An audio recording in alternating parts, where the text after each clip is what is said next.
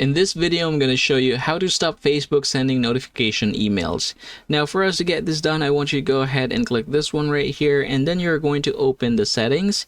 After which, I want you to go ahead and scroll down, and you're going to look for notifications. You're going to go ahead and click that one over there.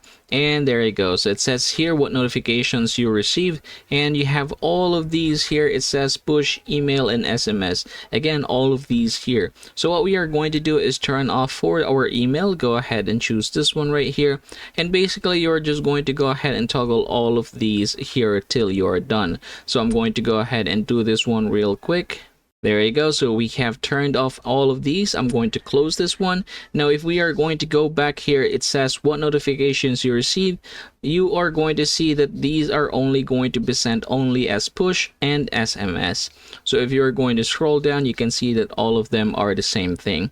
Now, one last thing, let's go back to the email, and then we're going to click this one, and then we're going to go ahead and choose required notifications. Now, if we are going to close this, still the same thing, you are not receiving from your email. And again, that is how we are going to get this done, everybody. I hope this video helps you out.